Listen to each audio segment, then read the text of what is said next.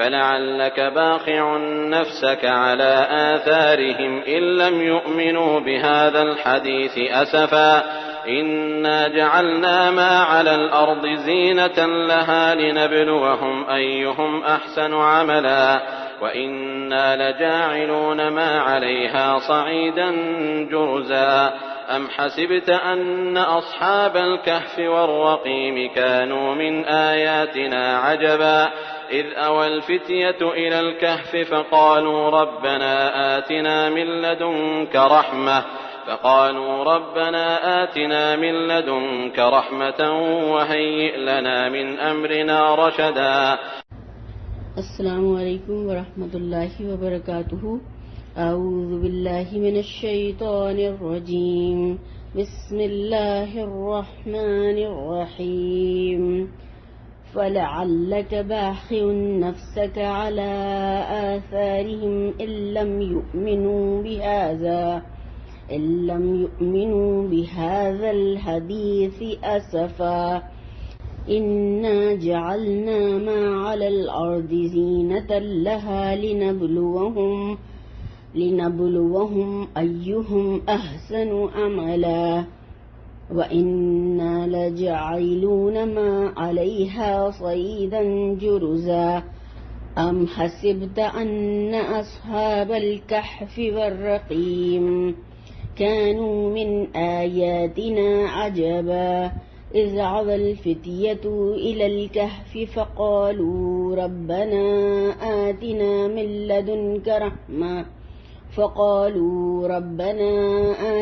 من لدنك رحمة وهيئ لنا من أمرنا رشدا. فلعلک پس شاید تو باخع ہلاک کرنے والا ہے نفس کا جان اپنی کو علی آثارہم ان کے پیچھے ان اگر لم یؤمنوا نہ ایمان لائیں وہ بہذا اس پر حدیثی بات یعنی کلام اسفا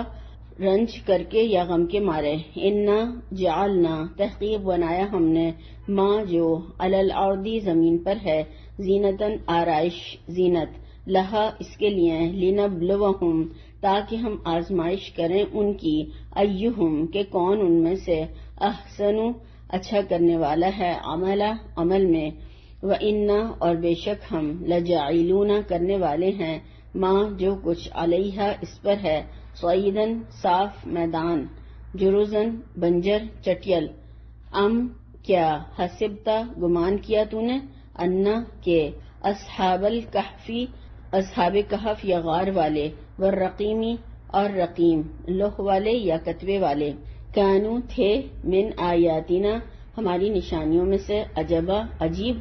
از جب اوا پناہ لی ٹھکانہ بنایا فتیتو جوانوں نے الا طرف یا میں کہفی غار فقالو تو کہنے لگے ربنا اے ہمارے پروردگار آتینا ہم کو دے من لدن کا اپنے ہاں سے رحمتن رحمت وحی اور مہیا کر لنا ہمارے لیے من امرنا ہمارے کام میں رشدا درستی یا رہنمائی فرما. نحمدہ ونصلی علی رسولہ الکریم. رب اشرح لی صدری ویسر لی امری واحلل عقدۃ من لسانی یفقہوا قولی. اللہم ارنا الحق حقا وارزقنا اتباعہ وارنا الباطل باطلا وارزقنا اجتنابہ. آمین یا رب العالمین. الحمدللہ اللہ تعالیٰ کا شکر احسان ہے کہ اللہ نے ہمیں توفیق دی اور ہمیں ہمارے وقت میں برکت عطا فرمائی اور ہمیں اس کام کے لیے اللہ تعالیٰ نے چنا اور اللہ تعالیٰ نے ہم سے یہ کام لینے کا ارادہ فرمایا. الحمدللہ اللہ تعالیٰ کی جتنی تعریف بیان کریں وہ کم ہے اور ہم سورہ کہف کو پڑھنے اور سمجھنے کی کوشش کر رہے ہیں. اللہ تعالیٰ ہمیں اس کی سمجھ عطا فرمائے, بہترین طور پر ہمیں اس کو سمجھنے اور عمل کرنے والا بنا دے. ہم نے اس کی پچھلی بار 5 آیات پڑھی تھیں اور ان کو سمجھنے کی کوشش کی تھی. تو اس میں ہم نے دیکھا تھا کہ اللہ تعالیٰ نے ایمانیات ثلاثہ کی بات کی ہے. اس میں ایمان باللہ, ایمان بالرسل اور ایمان بالآخرہ اس کو ہم نے دیکھا تھا. اس کے بعد میں پھر جو آیات تھیں اس میں شرک کی نفی کی گئی تھی اور اللہ تعالیٰ کی وحدانیت بیان کی گئی ہے, اور یہ سب سے بڑا جھوٹ ہے اور سب سے بڑی غلط بات ہے، اور اس پہ اللہ تعالیٰ سب سے زیادہ شرک کے بعد اس جھوٹ پر ناراض ہوتے ہیں کہ کوئی اللہ کا بیٹا ہو، یہ کوئی بات کرے، تو یہ جھوٹی اور انتہائی غلط بات ہے۔ اب آج کی آیات کے حوالے سے تھوڑا سا دیکھتے ہیں۔ اللہ تعالیٰ کا ارشاد ہے فَلَعَلَّكَ بَاخِعٌ نَفْسَكَ عَلَىٰ آثَارِهِمْ إِن لَّمْ يُؤْمِنُوا بِهَٰذَا الْحَدِيثِ أَسَفًا، کہ اے پیغمبر صلی اللہ علیہ وسلم اگر یہ اس کلام پر ایمان نہ لائیں تو شاید تم ان کے پیچھے رنج کر کر کے اپنے آپ کو ہلاک کر دو گے۔ یہ آپ صلی اللہ علیہ وسلم سے فرما رہے ہیں اللہ تعالیٰ۔ تو آپ صلی اللہ علیہ وسلم جس حالت میں مبتلا تھے اس کی طرف اللہ تعالیٰ نے اس میں اشارہ فرمایا ہے، اور اس سے ہمیں اللہ تعالیٰ کے فرمان سے ہمیں صاف معلوم ہوتا ہے کہ آپ صلی اللہ علیہ وسلم کو رنج اس پر نہیں تھا جو مکہ والے آپ صلی اللہ علیہ وسلم اور آپ کے ساتھیوں کو دے رہے تھے یا پہنچا رہے تھے، ان تکلیفوں کا نہیں تھا، بلکہ جو چیز آپ کو اندر ہی اندر کھائے جا رہی تھی یا جس سے آپ کو سخت تکلیف تھی تو وہ کیا تھی؟ قوم کی گمراہی اور اخلاقی پستی، کہ اس سے آپ صلی اللہ علیہ وسلم ان کو نکالنا چاہتے تھے، مگر وہ اس سے نکلنے کے لیے آمادہ نہیں تھے، نکلنا ہی نہیں چاہتے تھے اس اخلاقی پستی سے یا اس گمراہی سے۔ اور آپ صلی اللہ علیہ وسلم کیونکہ یہ بات جانتے تھے کہ اس گمراہی کا لازمی نتیجہ تباہی، بربادی اور عذاب الہی ہے، تو آپ ان کو بچانے کے لیے دن رات ایک کیے دے رہے تھے، مگر انہیں اصرار تھا کہ وہ اللہ کے عذاب میں ہی مبتلا ہو کر رہیں گے۔ اپنی اس کیفیت کو اللہ کے نبی صلی اللہ علیہ وسلم نے اس طرح بیان فرمایا ہے کہ میری اور تم لوگوں کی مثال ایسی ہے جیسے کہ ایک شخص نے آگ جلائی روشنی کے لیے، مگر پروانے ہیں کہ اس پر ٹوٹے پڑتے ہیں جل جانے کے لیے، تو وہ کوشش کرتا ہے کہ یہ کسی طرح سے آگ سے بچ جائیں، یہ پروانے جو ہیں، مگر پروانے اس کی ایک نہیں چلنے دیتے۔ ایسا ہی میرا حال ہے کہ میں تمہیں دامن سے پکڑ پکڑ کر کھینچ رہا ہوں اور تم ہو کہ آگ میں گرے پڑتے ہو۔ یہ بخاری اور مسلم کی روایت ہے۔ تو اس آیت میں ہم دیکھتے ہیں کہ زبردست طریقے سے آپ صلی اللہ علیہ وسلم کو تسلی بھی دی گئی ہے، بہت ہی لطیف انداز میں، کہ اگر یہ ایمان نہیں لا رہے تو اس کی ذمہ داری آپ پر نہیں ہے، اس لیے آپ اپنے آپ کو کیوں غم میں مبتلا کر رہے ہیں، آپ اپنے آپ کو کیوں اتنا زیادہ رنج اور غم اور فکر میں مبتلا کیے دے رہے ہیں۔ آپ کا کام جو ہے وہ بشارت دینا ہے اور انذار، لوگوں کو یعنی ڈرانا ہے اور بشارت دینا ہے، لوگوں کو مومن بنا دینا آپ کا کام نہیں ہے۔ لہذا بس اپنا فریضہ تبلیغ آپ ادا کرتے رہیے، جو مان لیں ان کو بشارت دے دیجیے، اور جو نہ مانیں تو انہیں پھر برے انجام سے خبردار کر دیجیے، متنبہ کر دیجیے۔ تو اس میں بہت بڑا سبق ہر دائی کے لیے بھی ہے کہ لوگوں کو منوانا ہماری ذمہ داری نہیں، بلکہ لوگوں تک احسن طریقے سے بات کو پہنچا دینا ہر مسلمان کی ذمہ داری ہے۔ اور اگر نہیں سنیں، نہیں آئیں، اس طرف کوئی بھی نہیں مان رہا، نہیں آ رہا ہے، اور ایسا لگتا ہے بظاہر کی کوششیں بالکل ناکام ہوئی جا رہی ہیں، تو مایوس نہیں ہونا ہے، کسی طرح سے بھی ڈپریشن کا شکار نہیں ہونا ہے، بلکہ اس کوشش کا اجر تو اللہ تعالیٰ کے پاس ضرور ملے گا انشاءاللہ تعالیٰ۔ وہ تو ہر کوشش لکھ لی جائے گی انسان کی کہ انسان نے کیا کیا اس کے حوالے سے کوششیں کی ہیں، اور لوگ نہیں سن رہے تو ان کا عمل لکھا جائے گا کہ لوگوں نے سنا نہیں اور کیا اس کا جواب دیا، وہ اپنے آپ خود جواب دہ ہوں گے اللہ تعالیٰ کے پاس۔ تو آپ صلی اللہ علیہ وسلم جو تھے بہت زیادہ اس بات کے خواہش مند تھے، آپ کو بہت زیادہ اس بات کی آرزو تھی کہ لوگ اس طرح سے حق کو قبول کر لیں اور مان جائیں، لیکن لوگ آپ کی بات کو سننے کو تیار ہی نہیں ہو رہے تھے۔ تو یہاں پر آپ صلی اللہ علیہ وسلم کی جو کیفیت اللہ تعالیٰ نے بخا کہہ کر بتائی ہے کہ اندرونی کیفیت کے بارے میں بہترین ایک طرح سے تصویر اللہ تعالیٰ نے کھینچی ہے اور ہمارے سامنے رکھی ہے کہ آپ کے دل میں اتنا درد تھا انسانیت کا، اتنا زیادہ دکھ تھا کہ آپ ان کو تباہی سے بچانا چاہتے تھے، کل کی آگ سے بچانا چاہتے تھے، اور اس قدر بے چین تھے، اس قدر پریشان تھے، اس بات میں، اس کام میں اتنے سنجیدہ تھے۔ آپ اپنے اس مشن میں جو آپ کو دیا گیا تھا اللہ تعالی کی طرف سے، اتنی زیادہ فکر ہوتی تھی آپ کو کہ کسی طرح سے بھی بس لوگ جو ہیں ہدایت قبول کر لیں اور اس بات کو مان جائیں، کل کے عذاب سے بچ جائیں۔ اور یہ لوگوں کی سچی خیر خواہی اور حقیقی درد جو ہے وہ ایک جو حقیقی خیر خواہ ہو اس کے اندر ہی ہو سکتا ہے اتنے لوگوں کا درد، ورنہ تو کیا کہتے ہیں لوگ، نہیں مانتے نہ مانیں، جائیں آگ میں، ہمیں کیا ہے ان کا، ہم تو اپنے سیدھے راستے پہ چل رہے ہیں، یا ہم جنت کی طرف جا رہے ہیں، تو نہیں آتے تو نہ آئے. مگر آپ صلی اللہ علیہ وسلم کو اتنا دکھ تھا، اتنی تکلیف تھی، اتنی پریشانی تھی کہ یہ لوگ کیوں نہیں آ رہے، کیوں نہیں سن رہے. تو یہی اصل دین ہے کہ ہمیں اپنے ساتھ ساتھ پھر سب کی، تمام انسانیت کی بھی فکر ہونی چاہیے کہ تمام کو اللہ تعالیٰ آگ سے بچائے، پھر ہم اس کے لیے کوششیں کریں. یہی اصل خیر خواہی ہے، تمام کو آگ سے بچانا اصل انسان کے لیے خیر خواہی ہے کہ وہ خود بھی بچے اور دوسروں کو بھی اس راستے پر چلائے. اور آج اگر ہم دیکھیں تو ہمارے دکھ، پریشانیاں اور غم کس چیز کے ہیں؟ بچوں کے غم ہے کہ ان کی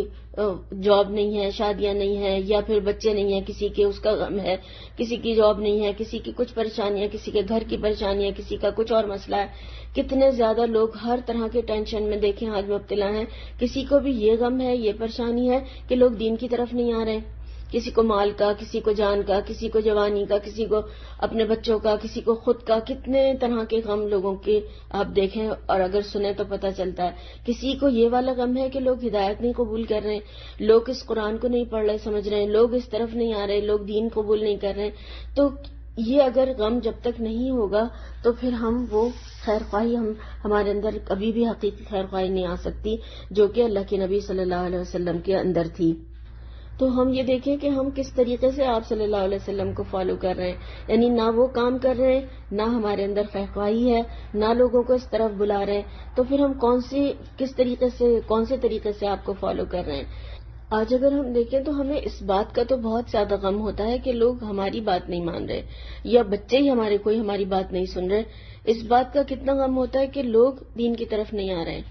تو آپ صلی اللہ علیہ وسلم اس غم میں اپنے آپ کو گھلائے دے رہے تھے، اور ایک طریقے سے یہاں تک کہ تڑپ اتنی زیادہ بڑھ گئی کہ ایسا لگتا تھا کہ آپ کی جان چلی جائے گی. کیونکہ جب زیادہ غم انسان کے اندر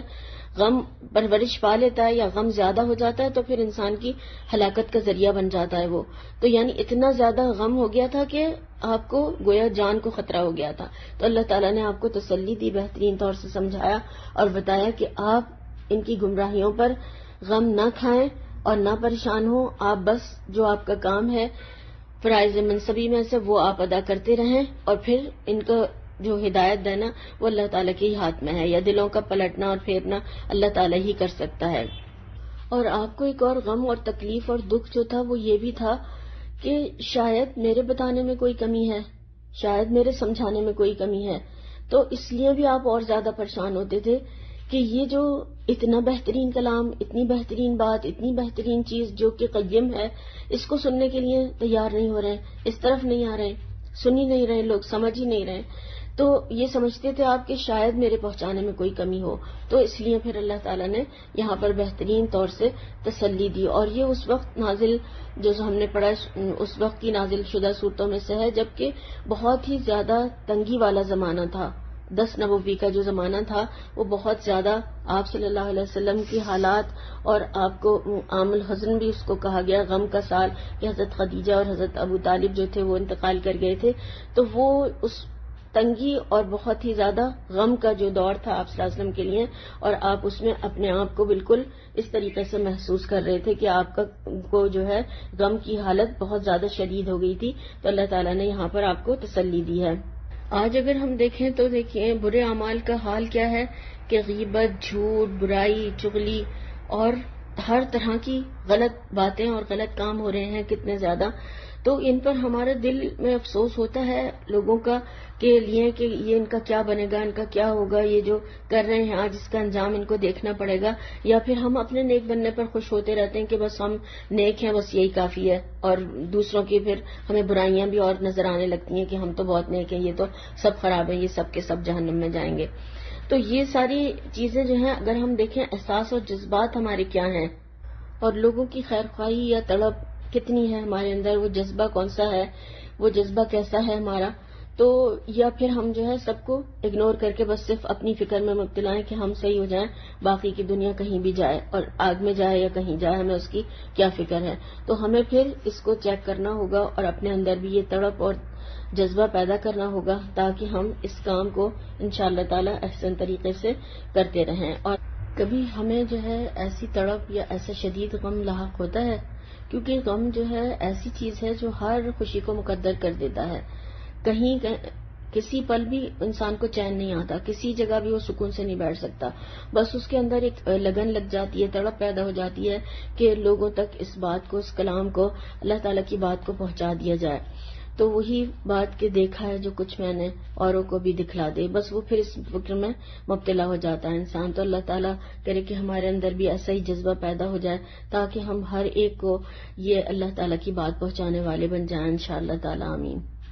پھر اللہ تعالیٰ نے ارشاد فرمایا انا جعلنا ما علی الارض زینۃ لہا لنبلوہم ایہم احسن عملا. جو چیز زمین پر ہے ہم نے اس کو زمین کے لیے آرائش بنایا ہے تاکہ لوگوں کی آزمائش کریں کہ ان میں کون اچھے عمل کرنے والا ہے. اب آپ صلی اللہ علیہ وسلم کو تسلی دینے کے بعد میں اب یہاں پر ان منکرین کو جو نہیں مان رہے ہیں، نہیں سن رہے ہیں، ان کو یہاں پر بتایا گیا کہ یہ جو سر و سامان تم دنیا میں دیکھ رہے ہو اور پھر جن کی دل فریبیوں میں تم گم ہو یا کھوئے ہوئے ہو، یہ عارضی زینت ہے، یہ محض چند روزہ آرائش ہے اور یہ تمہارے لیے آزمائش کے لیے اللہ تعالیٰ نے مہیا کی ہوئی ہے، اور جس کی وجہ سے تم اس غلط فہمی میں مبتلا ہو گئے ہو کہ یہ عیش و آرام، یہ سب جو اللہ تعالیٰ نے تمہیں فراہم کیا ہے یہ ہمیشہ اسی طرح سے رہے گا، یا پھر اللہ تعالیٰ تم سے بہت خوش ہے جو اللہ تعالیٰ نے تمہیں یہ سب کچھ عنایت کر دیا ہے، اور اس لیے تم پھر کسی اور چیز کی طرف متوجہ ہی نہیں ہو رہے ہو، نہ ہدایت کی طرف اور نہ سمجھانے والے کی بات پر تم کان دھر رہے ہو. اور یہ سامان عیش، یہ وسائل، یہ سب امتحان کے لیے اللہ نے تمہیں دیے ہیں اور چند روزہ ہیں. اس نے بنایا تو اس لیے ہے تاکہ تمہارا امتحان لے کہ تم ان دنیا کی دل فریبیوں میں گم ہو جاتے ہو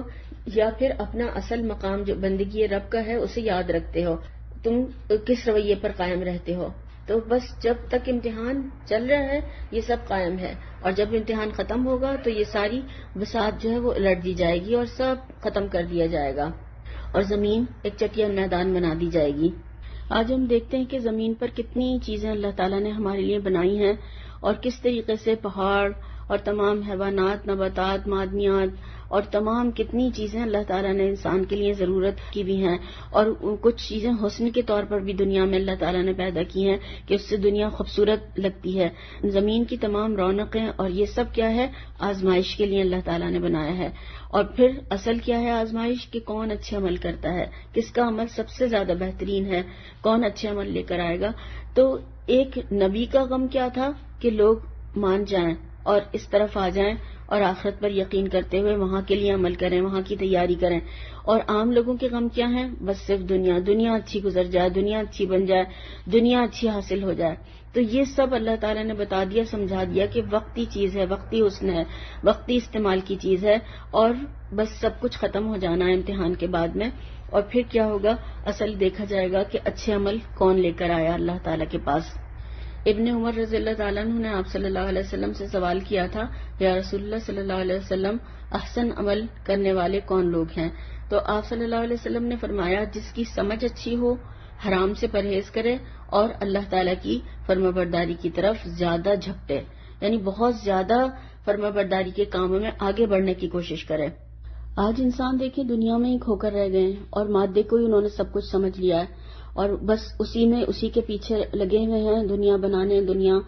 حاصل کرنے کے لیے. اور اللہ تعالیٰ نے جبکہ یہ رونقیں آزمائش کے لیے بنائی تھی، اب دیکھنا یہ تھا اللہ تعالیٰ کو کہ اس کی طرف دوڑتا ہے یا پھر اس سب کو چھوڑ کر وہ آخرت کو ترجیح دیتا ہے، اس کی تیاری کرتا ہے، دنیا کے غم پالتا ہے، آخرت کا غم پالتا ہے. تو یہاں پر ایک شاعر نے بہت ہی خوبصورت بات کی ہے، رخ روشن کے آگے شمع رکھ کر وہ یہ کہتے ہیں، ادھر جاتا ہے دیکھیں یا ادھر پروانہ آتا ہے. اب یہ امتحان ہے کہ اب کون اس میں پاس ہوتا ہے، کون فیل ہوتا ہے. تو دنیا کی تیاری اتنی اور دنیا کی کوشش اتنی دنیا کے لیے جتنے کہ یہاں پر رہنا ہے، اور آخرت کی اتنی تیاری اتنی کوشش جتنا کہ وہاں پر رہنا ہے، کیونکہ وہاں کی زندگی لامتناہی زندگی ہے، کبھی نہ ختم ہونے والی، نیور اینڈنگ.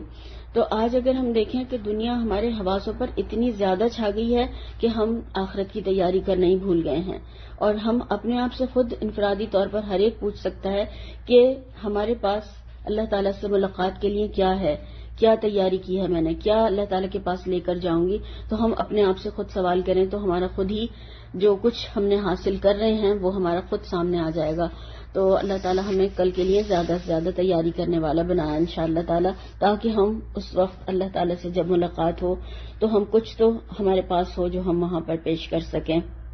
اللہ تعالیٰ ہم سے آسان محاسبہ فرمائے انشاءاللہ تعالیٰ، اللہم حاسبنا حسابا یسیرا، اور اللہ تعالیٰ ان تمام آزمائشوں سے اللہ تعالیٰ ہمیں محفوظ رکھے۔ پھر اللہ تعالیٰ نے ہمیں بتایا کہ وَإِنَّا لَجَاعِلُونَ مَا عَلَيْهَا صَعِيدًا جُرُزًا، اور جو چیز زمین پر ہے ہم اس کو نابود کر کے بنجر میدان کر دیں گے۔ یعنی اللہ تعالیٰ نے یہ سمجھا دیا، بتا دیا کہ یہ بہاریں وقتی ہیں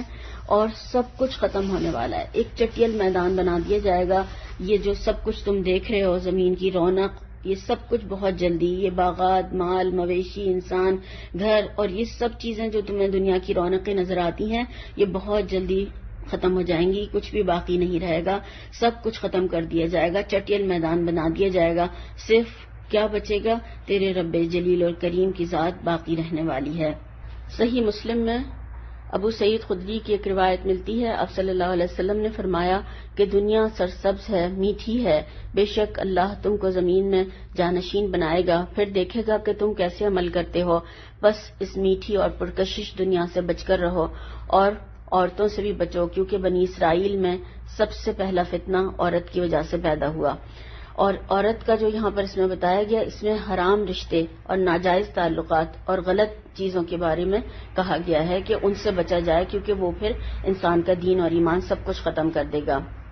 تو آج کے دور میں اگر ہم دیکھیں تو حلال مشکل کر دیا گیا تو حرام راستے کھل گئے اور حرام کی طرف جانا آسان ہو گیا، تو اللہ تعالیٰ ہمیں اس سے محفوظ رکھے انشاءاللہ تعالیٰ۔ تو یہ ساری دنیا کی رونقیں سمجھا دیا، بتا دیا کہ یہ صرف چند روزہ ہیں، وقتی ہیں، ایک مقررہ وقت تک کے لیے یہ نظام قائم کیا گیا ہے، اور پھر سب کچھ ختم ہو جائے گا۔ اس کے دھوکے میں نہ پڑ جانا، کل کے لیے تیاری کرو، جو بھی ممکن ہے، جو بھی کر سکتے ہو،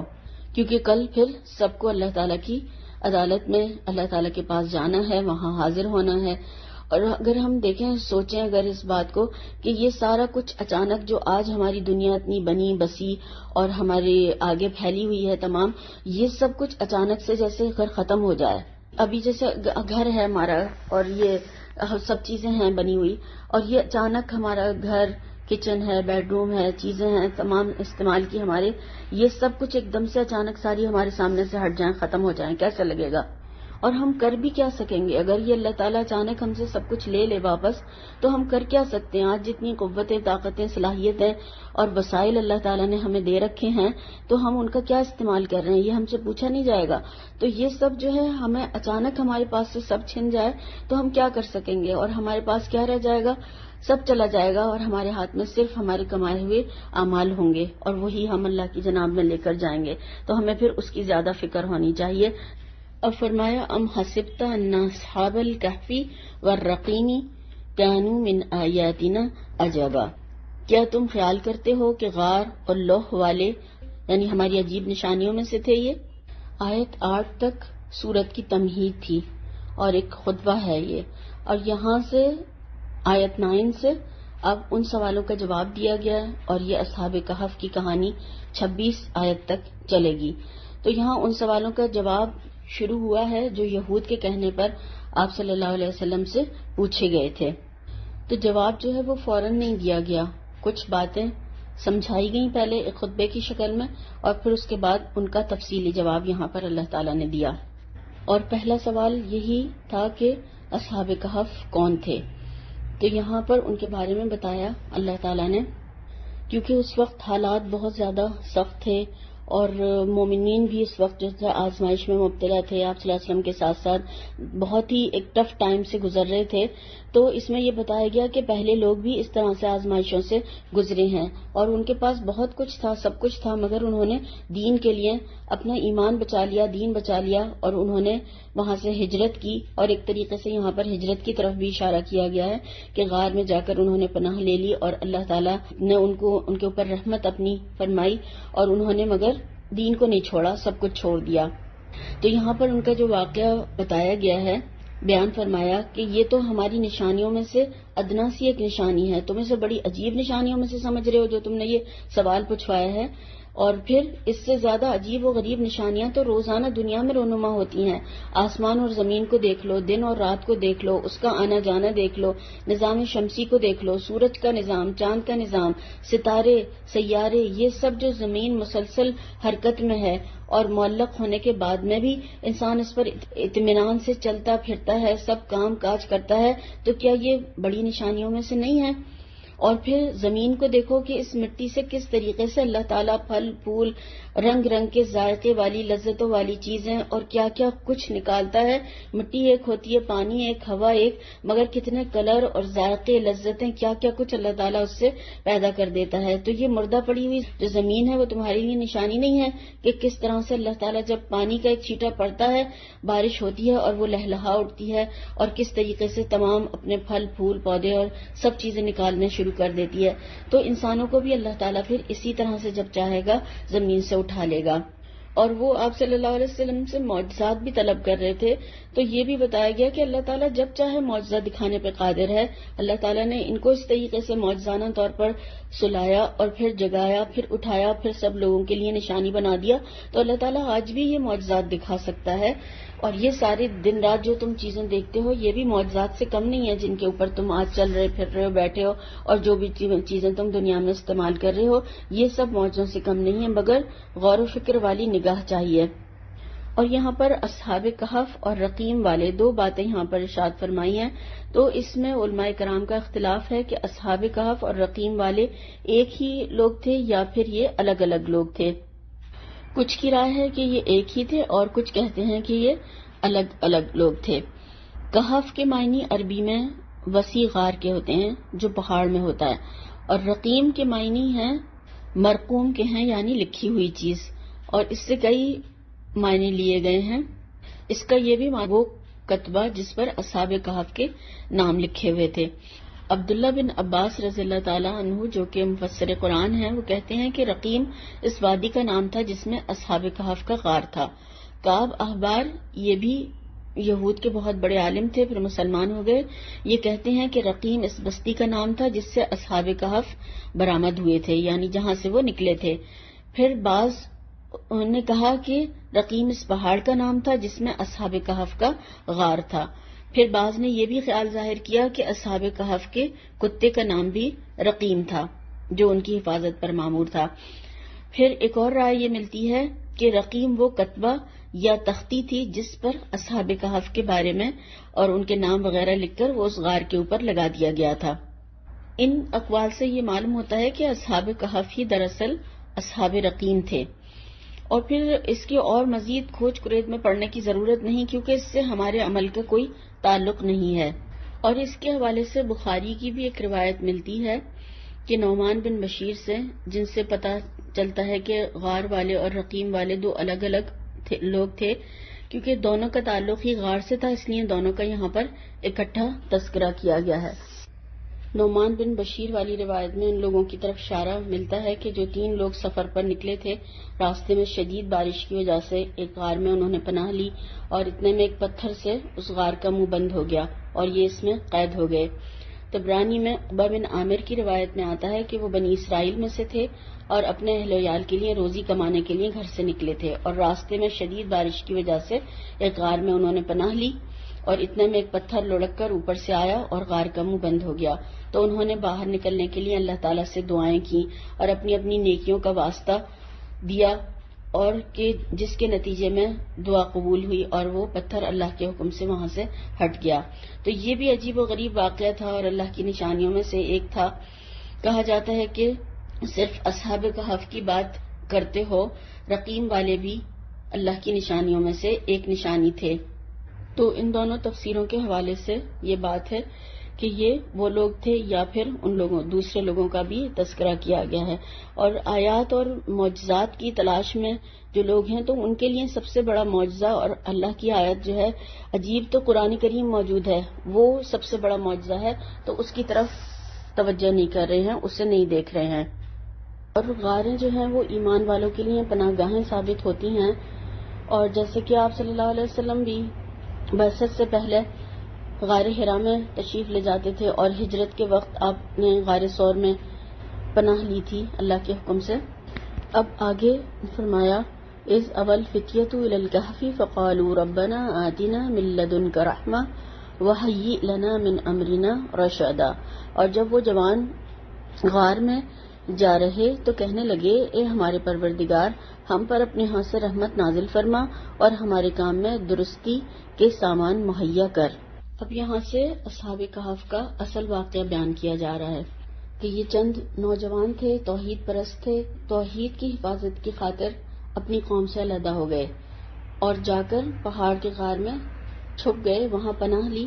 اور کیونکہ ان کی قوم انہیں شرک پر مجبور کر رہی تھی، جب یہ مواحد اس غار میں گئے، پناہ لی وہاں پر، تو انہوں نے اللہ تعالیٰ سے یہ دعا مانگی۔ ان کے ہونٹوں پر یہ دعا تھی کہ ہمارے رب ہمیں اپنے پاس والی رحمت عطا فرما، اپنی مہربانی سے ہمیں ہماری قوم سے محفوظ رکھ اور ہمارے اس عمل کا انجام خیر اور بھلائی والا بنا دے۔ اے اللہ، ہمارا مستقبل اچھا ہو اور ہمارا انجام بہتر ہو۔ کتنی خوبصورت دعا ہے جو یہاں پر اللہ تعالیٰ نے ہمیں بتائی ہے۔ یہاں پر اللہ تعالیٰ نے چند نوجوانوں کا تذکرہ کیا ہے اور یہاں پر خاص طور سے ان کی عمر کو مینشن کیا اللہ تعالیٰ نے۔ فتیہ کہتے ہیں اور شباب بھی بولا جاتا ہے، شاب بھی بولا جاتا ہے، اور فتیہ 15 سے لے کر 29 یعنی 15 to 29 تک کی ایج کے بارے میں آتا ہے۔ اور اللہ تعالیٰ نے یہاں پر خاص طور سے نوجوانوں کا ذکر کیا ہے۔ کیوں؟ اس لیے کہ نوجوانوں کے اندر اتنی قوت اور اتنی طاقت ہوتی ہے کہ وہ معاشرے کا رخ بدل دیتے ہیں، اور یہ اپنے دور کے مسلمان نوجوان تھے۔ تو ہم دیکھیں کہ یہ دعا جو ہے ان نوجوانوں کی بہت ہی زیادہ اہم ہے جو ہمیں بتائی گئی ہے، اور ہمیں جو دجال سے بچنے کے لیے ہمیں احادیث میں ہم نے شروع میں کتنی احادیث دجال سے بچنے کے لیے جو آپ صلی اللہ علیہ وسلم نے ہمیں بتائی ہیں 10 آیات پڑھنے کے لیے، تو ان میں جو ہے یہ 10 آیات میں یہ آخری جو آیت ہے 10ویں، تو اس میں یہی دعا جو بتائی گئی ہے کہ ہم اس سے کس طریقے سے محفوظ رہیں۔ تو ہمیں یہ دعا ویسے بھی پڑھنی چاہیے اور روزانہ بھی، اور جمعہ کے دن تو خاص طور پر ہماری پروٹیکشن کے لیے یہ قرآن موجود ہے۔ اور ہمیں جو اس میں بتایا گیا ہے، اور اس میں ایک لطیف نقطہ جو بتایا وہ یہ ہے کہ ان کو سلا کے اللہ تعالیٰ نے نشانی بنایا، اور 10 آیات جو ہمیں پڑھنے کے لیے کہا ہے یہاں ہمیں جگایا گیا ہے، غفلت کو چھوڑ کر ہمیں کہا ہے کہ اب جاگ جاؤ، اٹھ جاؤ، بس اب تم جو ہے اس قرآن کے ساتھ یہ معجزہ ہے اور پھر اس کے ساتھ لے کر اب جہاد کبیر کرو۔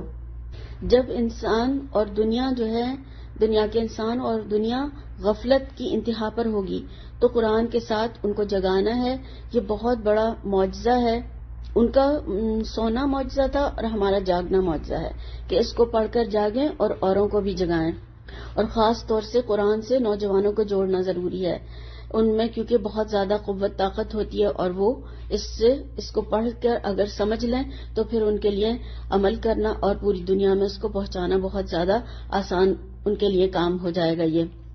تو انہوں نے دعا جو مانگی کہ اللہ تعالیٰ ہمیں اپنے پاس سے رحمت عطا فرما، یعنی صرف اللہ تعالیٰ سے رحمت نہیں مانگی ہے کہ اللہ تعالیٰ ہمارے پر رحمت کر دے، بلکہ جو قول ہے جو اللہ تعالیٰ نے یہاں پر بتایا ہے کہ اپنے پاس سے آتینا، تو ہمیں دے، من لدن کا، اپنے پاس سے، اپنے ہاں سے خاص رحمت عطا فرما دیجئے۔ اللہ تعالیٰ ہمارے اوپر اپنی خاص رحمت کر دیجئے، اور ہمارے جو مشکل ہے اس میں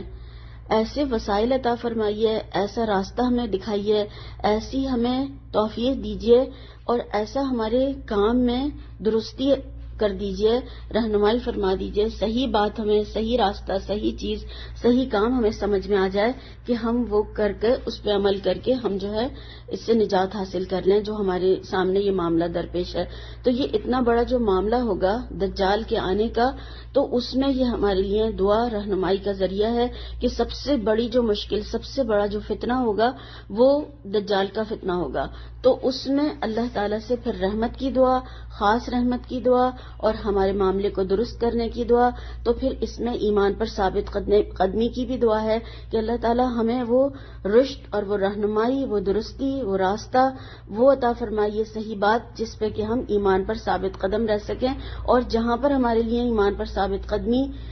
ہو تو ہم اسی جگہ پر چلے جائیں. جیسے کہ اللہ تعالیٰ نے ان کی دعا سے ان کو اس غار میں بھیجا اور انہوں نے دعا کی اور اللہ تعالیٰ نے ان کو نشانی بنا دیا اور اللہ تعالیٰ نے ان کے ایمان کی بھی حفاظت فرمائی اور ان کو روحانی جسمانی تمام طریقے سے اللہ تعالیٰ نے حفاظت کی ان کی، اور پھر ان کو اسی طرح سے ایک نشانی بنایا اور اٹھا کھڑا کیا کہ کس طرح سے اللہ تعالیٰ قیامت کے دن انسانوں کو اٹھائے گا. تو یہ آخرت کی بھی ایک نشانی بہت بڑی اس میں ان کی ذات میں اللہ تعالیٰ نے دنیا والوں کو دکھائی. امام نبوی جو ہیں بہت بڑے اسکالر گزرے ہیں، تو انہوں نے جتنی احادیث بھی دجال کے بارے میں آئی تھیں انہیں سب کو جمع کر کے اس کی ایک سمری بنائی، اور اس کے بارے میں انہوں نے لکھا کہ اللہ تعالیٰ جو ہے دجال کو ایسی پاور دے گا اور اس کے ذریعے سے اپنے مومن بندوں کو آزمائے گا، اور زمین میں وہ پاور ہوگی اس کے ہاتھ میں جو اللہ تعالیٰ کی ہے، یعنی کسی کو مارے گا، کسی کو زندہ کرے گا، اور یہ پاور اللہ تعالیٰ کے علاوہ کسی کے پاس بھی نہیں ہے، مگر وقتی طور پہ اللہ تعالیٰ اس کو دیں گے آزمائش کے لیے. اور پھر دوسرا یہ انہوں نے بتایا کہ اس کے حکم سے زمین کی خوبصورتی باہر آ جائے گی، یعنی وہ سبزہ اگانے لگے گی، اور جو بھی وہ کہے گا وہاں سے پانی پھوٹ پڑے گا. وہ جب کہے گا تو زمین سبزہ اگانا شروع کر دے گی. جنت اور دوزخ اپنے بنائی ہوئی اس کے ساتھ میں ہوگی، وہ ساتھ میں لے کر چلے گا. اور اللہ تعالیٰ دجال کو ایسی طاقت دے دیں گے کہ دنیا کے تمام وسائل اس کے پیچھے چلنے لگیں گے، اور وہ جس طرح چاہے گا انہیں استعمال کرے گا. اور جہاں بھی وہ آسمان کو حکم دے گا کہ بارش ہو جائے تو بارش ہونی شروع ہو جائے گی، اور زمین پوری اس کی طاقت میں آ جائے گی. اور یہ اللہ تعالیٰ کی دی ہوئی طاقت، اس کی اللہ تعالیٰ کی مرضی کے مطابق ہی یہ سب کچھ ہوگا. تو آج اگر ہم دیکھیں کہ ٹیکنالوجی کے اس طرح سے آگے بڑھنا اور کس طریقے سے اتنی ایڈوانس ہو گئی ہے ٹیکنالوجی، اور آج ہمارا فوکس اسی دنیا پر زیادہ ہو گیا ہے اس کی وجہ سے، تو دجال کے لیے ایک طریقے سے ہم دیکھیں کہ اسٹیج تیار ہو رہا ہے. دجالی فتنے ہمارے چاروں طرف دیکھیں تو کس طریقے سے پھیلے ہوئے ہیں. آج آپ لوگوں نے کچھ دن پہلے ہی یہ سنا ہوگا کہ مصنوعی بارش کی جا رہی ہے، اور وہ بارش کر کے دکھائی بھی جا رہی ہے. تو اور مصنوعی جو ہے آرگن تیار کیے جا رہے ہیں، کلوننگ کی جا رہی ہے، جینیٹک سیڈز جو ہیں وہ بنائے جا چکے ہیں. تو یہ سب کچھ کیا ہے؟ یہ ایک طریقے سے اسٹیج تیار ہو رہا ہے، اور دجالیت اس کو کہا جاتا ہے. اور یہ فتنہ ہے جو ہم آج ہر طرف دیکھ رہے ہیں. اللہ تعالی ہمیں محفوظ رکھے، ہمیں بھی، ہمارے بچوں کو اور ہماری آئندہ نسلوں کو. تو کتنا زیادہ پھر ہمیں ضروری ہے کہ اس سورت کو پڑھنا، اس کو سمجھنا اور اس پر عمل کرنا، اور ایک ایک آیت کو پڑھ کر اس کو سمجھیں اور پھر ضرور اس پر عمل کریں انشاءاللہ تعالی. اور یہ فتنوں سے ہمیں بچائے گی ضرور. ہمارا ایمان ہے کہ یہ ضرور ہمیں پھر فتنوں سے بچائے گی، اور ہمیں ان فتنوں میں ایمان پر مضبوطی بھی عطا کرے گی انشاءاللہ تعالی. اور وہ اللہ تعالیٰ کی کتاب ہی ہے، اور وہ یہ قرآن ہے. اگر ہم اپنے آپ کو، اپنی اولادوں کو بچانا چاہتے ہیں تو ہمیں پھر اس قرآن کو شعوری طور پر تھامنا ہوگا اور پھر اس پر عمل کرنا ہوگا،